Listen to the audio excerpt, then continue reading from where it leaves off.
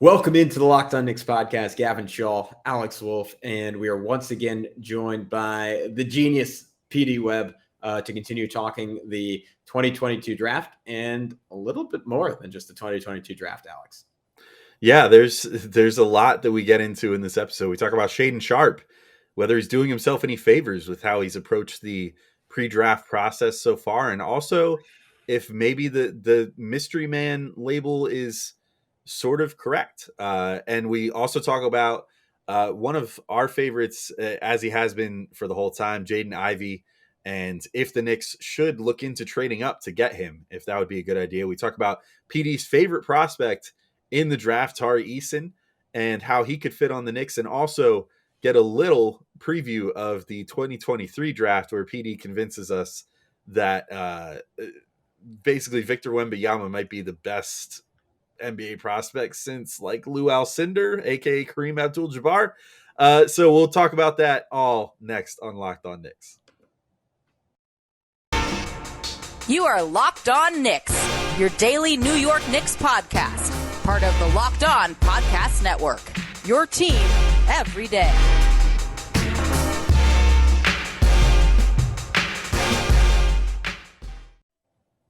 You are Locked On Knicks, your daily New York Knicks podcast. And I want to thank you for making Locked On Knicks your first listen today and every day. We're now available on all platforms, including, you know, this, if you see our smiling faces, and you'll see some even bigger smiles when we talk about a certain French big man who could maybe, please God, one day be a New York Knick. But who's talking to you? I'm Gavin, Schall, a play-by-play broadcaster. He is Alex Wolfe, editor-in-chief of The Strickland, the greatest Knicks website out there. You can check them out at thestrick.land. This is a fascinating conversation touching on a lot of the most tantalizing young basketball players in the world. So I won't hold it up any longer. Let's get into it with PD Webb. In terms of, I know you noted, well, just now, but also earlier, the idea that it's not the draft to move up. And you specifically cited after 3 or after 4, maybe I'm off, but I would assume the fourth guy there is Jaden Ivey. That kind of leads me to Shaedon Sharpe, who I think is sort of the perceived, for myself included, for most of the cycle,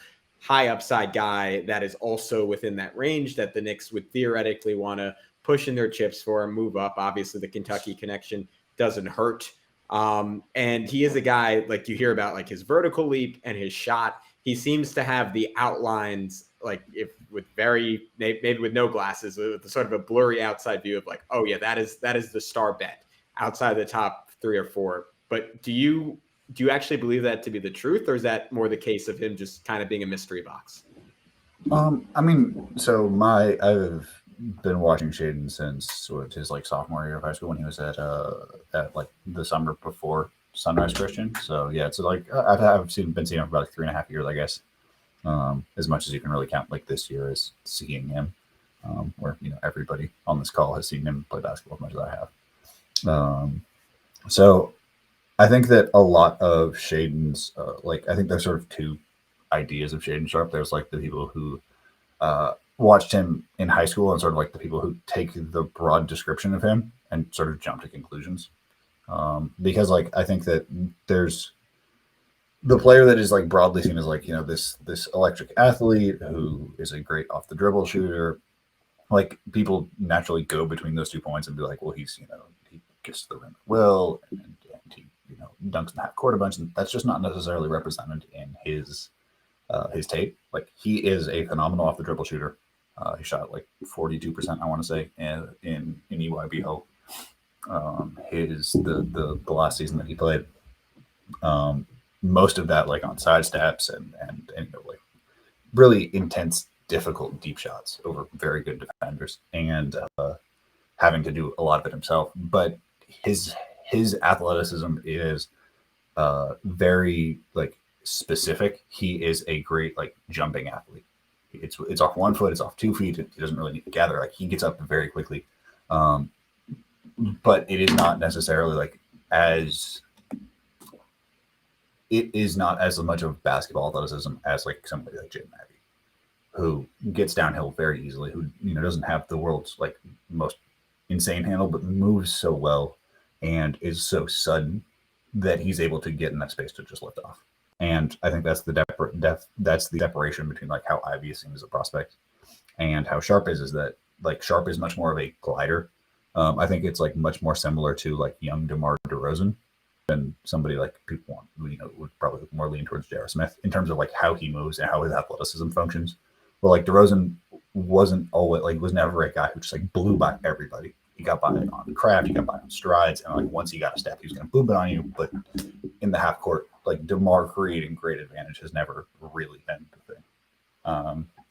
So I think that's like broadly the pitch for Sharpe is that he has these really fantastic indicators. It's like a 6'5" kid with a plus 6.5 wingspan that has really positive off the dribble shot making, very advanced technician offensively. I think there are good passing reads in there.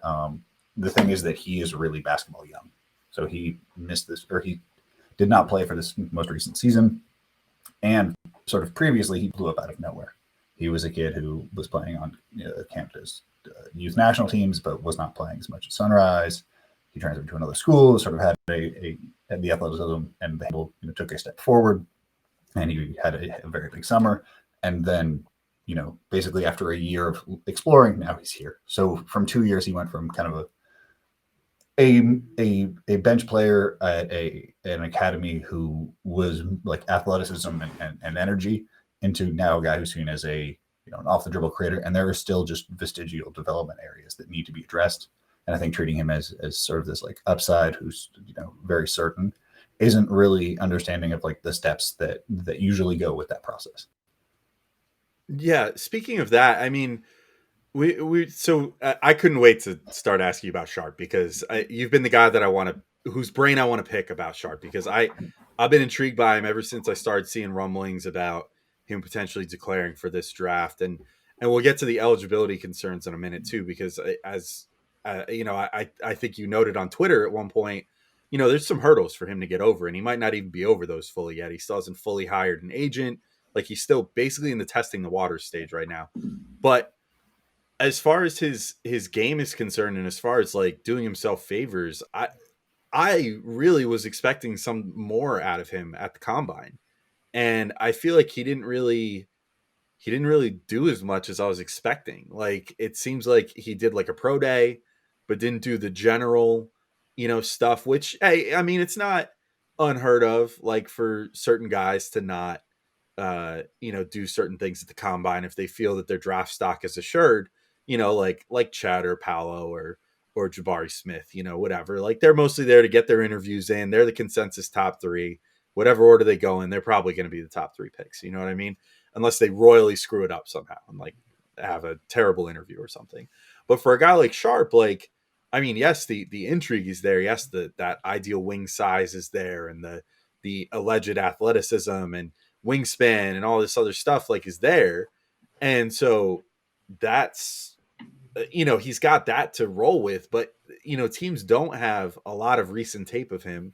And as you said, the term you used, he's very basketball young. Like, he doesn't have a lot of, high school tape to work with. It kind of, I made a comparison when we were talking pre-show. It almost reminds me a little bit of what Mitchell Robinson went through prior to, his whole, I don't know what you would call it, his whole saga, prior to getting drafted, where he was committed to one school, and then, the coach left or whatever the case was. Then he committed to another school, and then he decommitted from that school, wound up just working out for a year to get ready for the NBA. And then he's gone through like 7 different agents and everything else. I'm getting some of those same vibes off Sharpe, because he didn't go through and do the NBA sanctioned, anthrometric stuff, which is the measured vertical leaps and the maximum reach and standing reach, hand size, blah, blah, blah, you name it, all these various things that can help certain prospects out. Like, we saw Dyson Daniels get helped out by that a bit. And we saw like Tari Eason, for example, who hopefully we'll talk about in a minute, maybe to close the show off. But we saw some guys really help themselves out, or like you mentioned, oh my God, I'm blanking on his name now. Who moved way up everybody's boards. He measured super. Oh, Jalen Williams. Jalen Williams. Yeah, I just totally spaced on his name for a second. But yeah, like, he helped himself out a ton. There's guys that do this, and I feel like Sharpe didn't do that. Do you think that he's really with how he's approaching this pre-draft process, do you think he's doing himself any favors right now? Because I just saw, for example, a big board from Jonathan Wasserman, another guy we love having on the show and love his insights. And he's usually somewhat plugged in with how he writes his big boards and his mock drafts and stuff. And he has Sharpe down to 10 now. And I wonder if that has something to do with the fact that he sort of mailed in the combine. All right, we're going to take a quick break. And in the next segment, we'll be talking about Jaden Ivey, who is certainly tantalizing and maybe a guy worth trading up for just based off how great of a fit he could be with the Knicks and the needs that they have on the team. But first, I got to let you guys know today's episode is brought to you by rockauto.com. With the ever-increasing numbers and makes and models of cars, you guys know it's impossible for your local chain auto parts store to stock all the parts you need. Why would you want to endure all the pointless or seemingly intimidating questioning and wait while the person behind the counter orders the parts on their computer, choosing the brand that their warehouse happens to carry that's going to make them the most money and going to make you wait? They're going to make you wait for them to get that from their warehouse and then come back to the store and pick up that part, which is just not convenient when you could just use rockauto.com. You could save time and money when you use Rock Auto. Why would you want to spend 30%, 50%, or even 100% more for the same parts from a chain store or car dealership? On top of that, Rock Auto prices are reliably low for every customer. So they're not just helping out the mechanics and leaving you hung out to dry. They're going to give you the same price that they would give anyone shopping on their website. And quite frankly, mechanics, if you're listening, maybe go check it out because they might give you a better deal than even the mechanics rate at your local brick and mortar auto parts store. So definitely check out Rock Auto regardless of your circumstances. So go to rockauto.com right now and you can see all the parts available for your car or truck. And if you decide to get something right locked on in their How Did You Hear About Us box so they know we sent you, amazing selection, reliably low prices, all the parts your car will ever need, rockauto.com. Yeah, so Bones Island, don't listen to this part. But the combine is largely it's about gamesmanship and making sure that you do the things that make you look good and doing none of the things that don't make you look good. So the combine, I'm a person who does not believe the combine basketball matters really at all. Because it's a combo guard fest. If you want to go get your game off, you can. But if you're a person who's really good at tagging from the weak side in your scheme, that's just never going to stand out in a combine scrimmage. So there's just certain archetypes that it doesn't do well for. So if that isn't the circumstance where you look good, your agent should probably say that you should not do that. And the same thing for antler testing. If you know you have a really short wingspan, you shouldn't do the antler testing. Of course, if you were not a person who could afford that stuff, there have to be circumstances that you have to generate positive press. That I make the joke a lot that pro day is short for propaganda day, and that's ultimately what these are. They're showcases for prospects, and in a lot of ways, they're chances to rewrite narratives. So for players who are in schemes, big guys who are in schemes that aren't allowed to shoot, they'll take, hundreds of threes. And it's I wasn't allowed to do this, but I have shooting touch. And that's the sample that evaluators have. And sometimes that catches the glint of somebody's eye or it confirms a belief they already had a little bit. And, that's how guys can come up and down draft boards. And so for me, I think with Sharpe, there are a great deal of, questions, and there's so little firmity in how this year has gone. Whether it is the timeline of things happening or what exactly he's looking for in terms of to stay in this draft or not stay in this draft, because he does have the option to return, and I think Kyle Tucker of The Athletic reported that there were conversations that he was still potentially planning on returning, that still being in the air. So there's a lot of questions. I think that more than anything, the combine was just to me was a chance for him to put out just cut a good promo, show him jumping as high as possible, show some of these really unique skill sets, and I just felt it was not the best possible showcase of him, and that's I think what teams are reacting to is that there's quite a few question marks along this process, and I think this was a really that if there was a really concrete showing that this would have just been yeah, none of that matters because look at how this play, look what we just saw, and instead it seemed to be a little bit more of this is also a little bit funky. I guess circling back to the other guy in that move up conversation, Jaden Ivey. Obviously, I think I mentioned in part one of this podcast, but the Kings are one of those teams that's rumored to potentially want to move down. And I'm always a little dubious because, I mean, you just look at like the last 10 drafts, like those trades just don't happen very often. Like you can list on one hand, like the number of times teams move down, and like rarely, especially from 4 to like all the way back to 11 or 4 to like, depending on what the Knicks gave up in that kind of trade out of the draft. Obviously there's no Julius Randle appeal for the Kings. So all the qualifiers in the world that this is a long shot. Given what you noted about the differences in how Ivy and Sharpe like can access their athleticism on the basketball court, do you think Ivy's the closest thing this draft does have to that advantage creating guard that you had previously referenced, or Yes. are there other faults? Yes. This is I think the clearest to like, and speaking in specific about the type of athleticism, like there's a lot of similarities to like John Wall or De'Aaron Fox in terms of just like having a turbo button that works different than everybody else's, and just having upper gears. Like there's a lot to like about Jaden Ivey, but like some of the things that I like most are just the simple stuff. Like he just beats transition defense down the floor in a way that other people physically cannot do. And these are just that elements of getting free points, making something out of nothing. Like I guess there's intangibles is one of those terms that like only means like if you can remember the playbook or like teammates like you or whatever.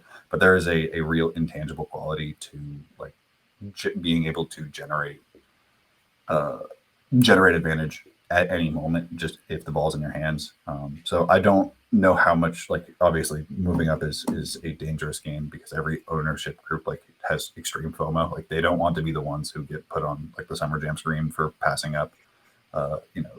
They don't want to be the people who say like picked Darko over Carmelo and D Wade, and that's just what lingers in their heads is that like any bold move, any like big decision is going to really ring out.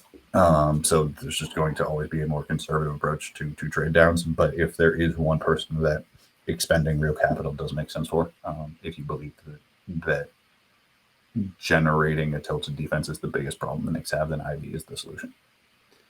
Yeah, well, you want to keep endearing yourself to the adopted fan base here. You're dropping Summer Jam references, and you're also talking up Jaden Ivey. I mean, I would love to move up for Jaden Ivey. He's been, I mean, once it started becoming obvious that he probably wasn't going to be an option for the Knicks based off where they were going to finish, I've sort of like moved away from that discourse a little bit. But I was saying all the way back in like December when we did our first like, draft primers and whatever, like, is there a more perfect prospect in this draft for the Knicks than Ivy?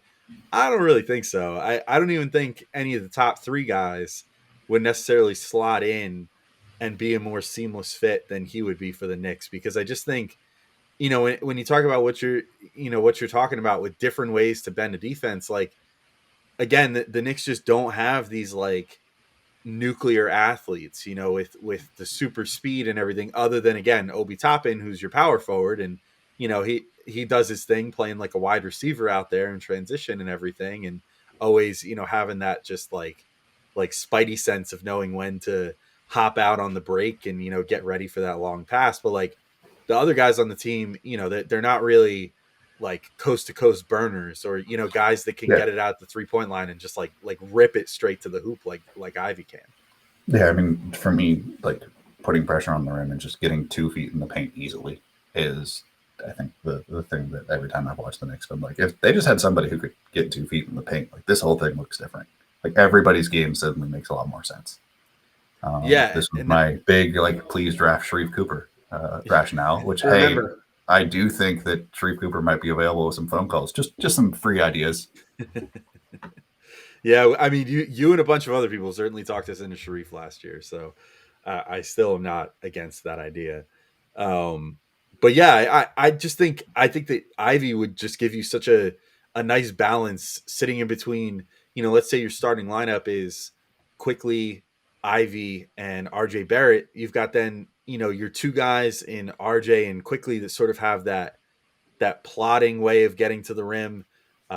Quickly more with turning to his floater a lot or looking to pass out. Although he did start to get all the way to the rim a lot more towards the end of the year. RJ, who just sort of like bullies his way in there, throws a shoulder into somebody and tries to finish through contact, but then also having that skill of an Ivy to just finally be able to have someone that can have it at the 3-point line, take a pass and just like turn on the jets, get all the way to the rim in like a half second and, you know, generate something that way, I think would be super valuable to this team. I don't know. I'm curious because this is something that I've floated potentially for the Knicks, you know, to move up potentially for certain guys. And so I'm curious your thought based off what you said about how valuable you view 2023 picks to be. If the Knicks had an option on the table to trade, say, their pick this year, so pick 11, that 2023 top 10 protected Dallas pick for next year, and I don't know, like 2 seconds or something, which they have an overabundance of going forward, especially next year. I think they have like 6 or 7 draft picks total next year because they have the 2 firsts and then like 4 or 5 seconds. Would you be inclined to do a move like that? Like, do you think that a Jayden Ivey is worth that sort of move, or are you still sort of sitting back and be like, I don't know, because the 23 draft looks so good that I'm not quite positive that I would even want to use that ammo to move up into the top 4 of this draft? All right, guys, we're going to come back and wrap up this podcast talking a little bit more on Victor Wembanyama and a little bit of Tari Eason and why he's such an exciting prospect and potentially a great fit on the New York Knicks. But first, I got to tell you how to not get scammed. That's right. Do you know my free trials renew without your consent? It's a business scam out to get you. Don't let greedy corporations pocket your money. Download Truebill to take control of your subscriptions. Truebill is the new app that helps you identify and stop paying for subscriptions you don't need, want, or simply forgot about. On average, people save up to $720 a year with Truebill. Because companies make subscriptions hard to cancel, Truebill makes it incredibly simple. Just link your accounts, and Truebill will cancel your unwanted subscriptions in one tap. And your Truebill concierge is there when you need them to cancel unwanted subscriptions so you don't have to. Truebill has over 2 billion users, and they help save them over $100 million. Like Matthew B, who says, in a matter of seconds, I saved $660 a year on my DirecTV bill, $120 for my SiriusXM bill, and $840 on car insurance. Don't fall for subscription scams. Start canceling today at truebill.com/LockedOnNBA. Go right now, truebill.com/LockedOnNBA. It could save you thousands a year. Yeah, I mean, I guess the other force is that, like, imagine, okay, so I'm going to suggest a terrible thing here, but, like, if the Knicks don't do well, like, and say that they do poorly and then don't do well in the lottery, moving up in 23 is going to take, like, a king's ransom. So it's not even that, like, the ransom that's currently there may not be enough to get from, like, 7 to 4 or whatever. So, like, that in itself may not be possible. So it may just be safer to move to take that deal, and somebody who does solve these problems. And like Ivey's a very good prospect. He's not Scoot Henderson, who does the same things, and it is more of like a traditional one, where Ivey sort of exists on the periphery of a number of positions and archetypes, but it's also like it's a clear solution to a large problem and gives flexibility in another year to figure things out. So I think that planning for the future is nice, but like if a solution falls into your lap, I don't think you should just like bail because there also happens to be like very good players next year. I don't know. But like it's at some point, like I can't name the last like Knicks, last great Knicks perimeter player who put 2 feet in the paint like how well. Marbury, maybe. I mean, was he still like that at that point? Yeah, I don't know if he had that juice even. Like, yeah, first year, 2 years, perhaps. Yeah. Yeah, I don't know if he would, but he wasn't like he was a lot more athletic. Like to Petey's point at the very beginning of his career. So yeah, it's been a very long time. That being said, I feel like we're almost like dancing around like the big picture question here, and it's this weird thing because it feels like based on what you're saying about 2023, based on the directions I feel like the Knicks should go, they should just lean completely into the youth, and almost it wouldn't even be a tank, but just like play these guys, see how well they do. And the sad thing is, like, I think they'd probably be about as good going that direction as they would be like the aforementioned scenario you suggested, where like you either believe in Julius Randle because you genuinely believe in him, or you believe in Julius Randle because nobody else wants Julius Randle, so you have to believe in him. And they continue to surround him with vets. Like we sort of saw the end result of that this year, and all the numbers painted out that they were a better team with Emmanuel Quickly and Obi Toppin on the floor. But again, I'll put you in the GM chair. If I gave you access to run the Knicks, do you just try and just get off as many of these vets as possible, as quickly as possible, play all the young guys, take your lumps, and hopefully just get the best possible pick in 2023? Would that be the optimal way for the Knicks to move forward? Because right now it feels like we're in a better way than they've ever been, because there actually are young guys and promising young guys, but they're still on that forever treadmill of mediocrity. And maybe that's better than the treadmill of pretty bad to very bad that we've had for 20 years. But I don't see what the step forward is for this franchise, if not that. I mean, can I give a half answer? I mean, I think to me, the half answer is you play the young guys more. You don't necessarily have to like cut all of the older guys, but you do have to like sit them down and be like, hey, so it used to be 32 and now it's 24. Like that's the minute volume you're going to be getting. The thing is that like I'm not 100% certain that like everyone in the building is going to be cool with that, from those who wear jerseys to like those who wear suits. Yeah. And like I can think something's a great idea, but like if the brain trust doesn't, then like it can't happen. So I think that one of the benefits of trading up is there is just a natural pressure that comes from really high picks that like they do have to be played. They're like if you pick somebody in the top 5, like they have to play, and they have to play a lot, and that can sort of force the hand of timelines faster. So I guess in the like trade up to get Ivy sort of situation, that would sort of accelerate out some of the vets. Just one, because has some positional overlap, but two, like rookies just don't win basketball games. So, which also isn't the worst thing for next year. Just a thing to also consider is like if there's a year to not be good at basketball, like next year is the year to not be good at basketball. Yeah, as Sam Presti has proved in spades with his overall strategy the last couple of years, I would assume that if you're going to guess how many times Shai Gilgeous-Alexander puts on an Oklahoma City Thunder uniform next year, bet the under. Yeah. Oh, definitely. Yeah. I mean, him, even Giddey, like anybody, whoever they take at number 2, I mean, forget about it. Like I could very easily see a world where even if they get like Chet Holmgren, that they'll be saying, yeah, take a seat for like 30 games. I mean, the G League team might have more NBA players on it than the NBA team does. Like at certain points in the season. That is a very real thing that could happen. Yeah. So I'm sort of with you with that. Like I think it's so complicated with the Knicks because, like you said, there's someone can have a good idea, and there's been reporting around the team that maybe like Worldwide West, for example, was more in on like, hey, let's get rid of Tibbs around like the All-Star break this year.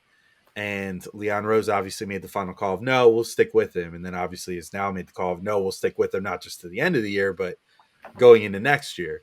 And then you've got, the obvious, I think that, I don't know how Tibbs didn't play some of these guys sooner, but, now there's all this stuff coming out about Tibbs apparently being, feeling bad about not having played Obi Toppin more sooner and Emmanuel Quickly more sooner, despite the fact they were doing a lot of the same things that they were doing at the end of the year, earlier in the year, but just in smaller samples and a little more sporadic because they never were able to get into a rhythm.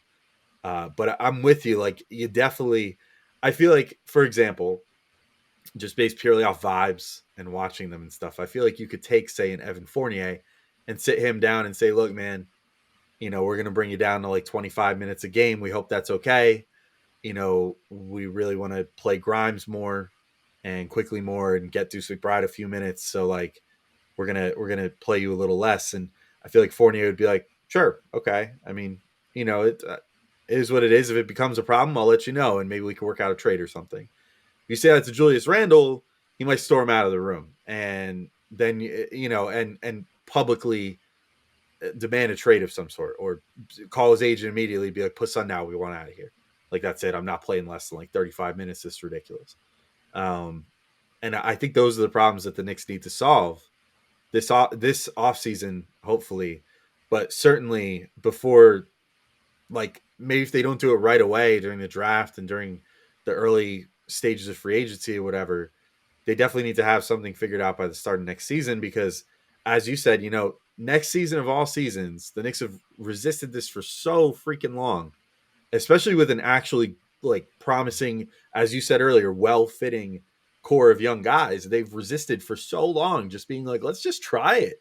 Like, let's just try it with the young guys and see what happens, and not worry about, a bunch of dudes that are like 27 to 30 years old, getting them minutes and whatever. Let's just like see what we have with these young players. And if they lose, they lose, because we might get, Victor Wembanyama at the end of the year, which would be really awesome, because he looks like maybe one of the best prospects of the last, 15 years.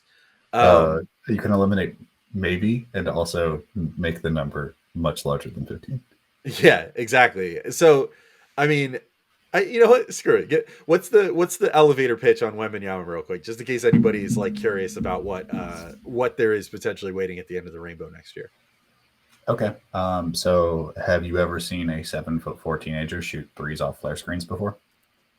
Have you also ever seen that player recover about 5 steps in a drop and pin somebody's stuff to like the top of the square? Like he's a hilariously effective defensive player, while also like having multiple uses on offense. Like you can tell that he watches a lot of Joel Embiid, but it has a frame that's like closer to Gobert in terms of ground coverage. Like a bigger Poku is what you're saying. Oh no, he's like a straight 5. Like no, I'm joking. Yeah. I'm joking. Like he anyone who the thing with Wembanyama is that like the internet, makes a terrible habit of using hyperbole. And so like, is this player the next KD? And the problem is that when you actually do find a player who deserves hyperbole, I sound like I'm describing like a mid-major plus point guard where it's like the next Chris Paul. I'm like, no, he's just not 6 foot. He's good, but he's just not a 6-footer. Like when Wembanyama played the U19 USA team, and he was the best player on the floor that had like 7, 8, 9 NBA players. He like took Chet out of the game, and if it wasn't for American hero Kenneth Lofton Jr. fouling him out on 2 extraordinarily trash calls, like he would have basically beaten America by himself. Like the 2 years ago now, when Evan Mobley was in his draft year, Arizona had a power forward who it was like the only player in college gave him a problem, Lithuanian cat, and like specifically the thing he would do was just like a shoulder check. And he tried that on Wemby at the U19s, and Wemby got shoulder checked much further, went into like almost towards the stanchion, and then jumped back and punched it before it got to the rim. Like there are just things that he does that don't make sense. Like truly and completely, just like that's not how this is supposed to work. And there's no way to describe that to people until you've watched it, where you're just like, hey, so like I've never like this. Like he made Chad look like a normal dude. Like that's when you watch Chet, you're like, wow, this is an insane rim protector. And he's like, yeah, that looked normal next to Wemby. And Wemby was 2 years younger than Chet for that game. They're not like even close to the same age. So yeah, it's extraordinarily spooky. It's just it's the spookiest prospect you could possibly imagine. He's 7'4", and they run him off flare screens, and he really truly wants to annihilate people on a basketball floor. It's really amazing stuff. I'm excited. It worked. You pitched me. I'm in. We'll take him. We'll take him in New York. Happy to announce. Let's just say if you said I had to win 5 basketball games the next year, I'd be like, okay, cool. Just at halftime, we wouldn't have a halftime show. We just put up Victor Wembanyama highlights, and I'd just be like, y'all gonna have to understand me on this one. That'd be a great new lottery rule. If you're under 5 wins, we don't do it. You're just you get the first pick. You just like get to a point where they're like, get to a point where they're like, this is an embarrassment. And I would just turn to the projector and be like, I carry this with me at all times. Just start playing highlights and be like, you're gonna have to understand me. Here you go. Yeah, you're like that guy who's just walking around Times Square with like an iPhone like stapled to his head, just playing the same video. But yes, that is exactly what it would be if I were in a position like, again, Sam Presti. I get it. We fully understand. Amazing stuff. He will not be a Knick because the Knicks will probably finish with like the 9th worst record and will either stay at 9 or move down. But to whichever team gets him, good for them. Good for them. I'll finish up with this on my end. Who's your favorite prospect for the Knicks outside the top 3 guys that we haven't talked about yet, and why? Can I just say like favorite prospect in general that I think would be really fun on the Knicks? Sure. I mean, my absolute favorite guy to watch this year is Tari Eason. Perfect. Because Tari Eason plays basketball like Ed Reed played football. He is like a complete and true like world destroyer. And like you can just tell that he gains like an extreme satisfaction from just wrecking people. Attacks the rim with reckless abandon. I mean, he's 21 now, so he's on the older side for a player, but a classic Pacific Northwest late bloomer. Had a 32 usage at LSU. Played in like a scheme that people I think would say is like very chaotic, but it's more a scheme that is havoc based and really encourages, like it gives a lot of freedom to their weak side defenders so they can like roam. But also just like, hey, you have to be able to make plays. So like you can't foul too much. You can't, you can't, if you gamble, you have to hit a good amount of times, but we're trusting you to cover these huge swaths of space. So like it leads to some plays where like he will be out of position or, he'll decide that he like shouldn't jump for something. But overall, it's just like, if you want to bet on a really fun mixture of like wiring, I would say touch indicators, he's, over the past like 4 years on a really positive shooting curve. He hit 80% of his free throws this year. But like the way that RJ Barrett is wired is very similar to how Tari is wired. Like the look that RJ gets when he like runs somebody over and just kind of has that like dead-eyed stare of like, this is how it is, guys. Like I'm here to do this every single play. Like that's very much Tari's get down. And I think that would be very fun. Also just somebody who gets fouled as much as he did at over a 50% free throw rate. It's overall a player who I think has a lot of elements that like would work. It's sort of a style, like a similar theory of player somewhat to Obi, but it's sort of a thunder and lightning version of the same archetype, where you kind of have one of them on the floor for like offense and energy at all times, and just really threaten the rim. I overall like. I don't know if 10 is going to ultimately be the like proper evaluation for Tari, like in the high teens to be like proper evaluation for Tari. But I believe that if you're a team that can maximize, getting the three-point attempt rate up, make sure that he is, playing either like as a small ball 5 with help over top, or playing in offensive situations where he can generate as much downhill violence at the rim as possible, then like there's a really valuable player there, and one that I think age is often a proxy for experience, but it's not always a universal proxy. And he's a guy like Keegan is sort of a similar idea, I think, on a little bit smaller scale, just because of some of Keegan's specific limitations, but. Like Tari is so much of a late bloomer that he's basketball younger than 21. So that is not as much of a concern. But yeah, if you want just a really fun downhill athlete who's going to instill a mentality, Tari Eason, fun. Yeah, if I wasn't sold before, I'm definitely sold now. I'm a big Tari guy, and he was honestly, I almost thought we weren't going to get to him. So when he said, oh, well, let me tell you about Tari Eason, I was like, yes, thank you. Because I wanted to talk about him a little bit. He's been one of my favorites as well. And certainly, especially in a post Julius Randle world, if the Knicks are headed that way, a guy that I would love.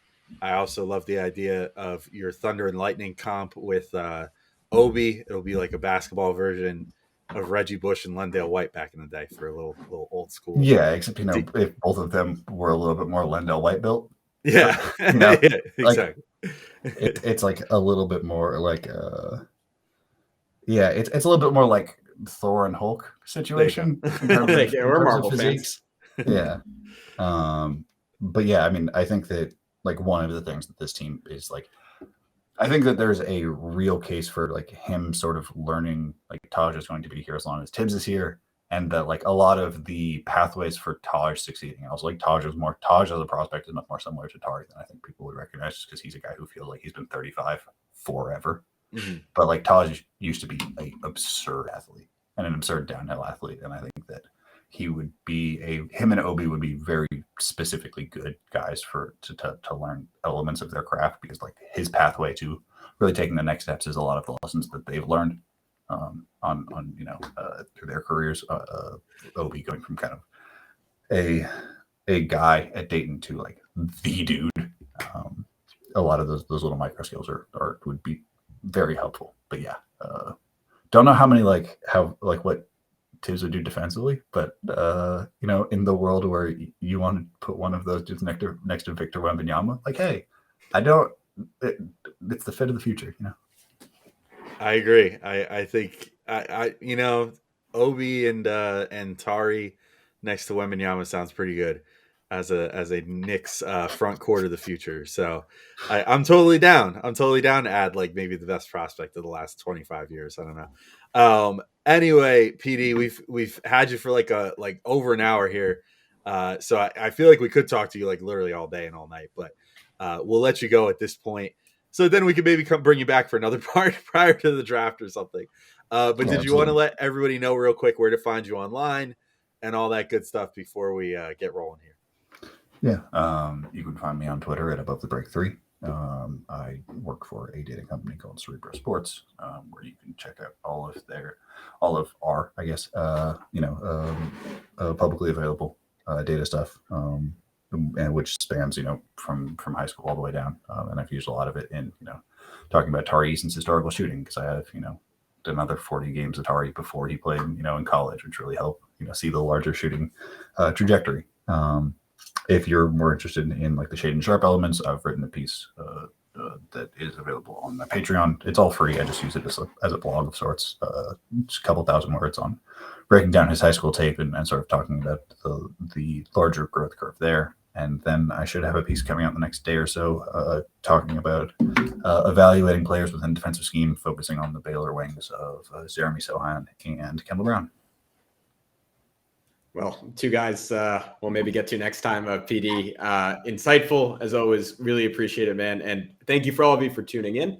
We'll be back with at least one more podcast this week. But until next time, he's Alex. I'm Gavin. Thanks for tuning in. Peace out.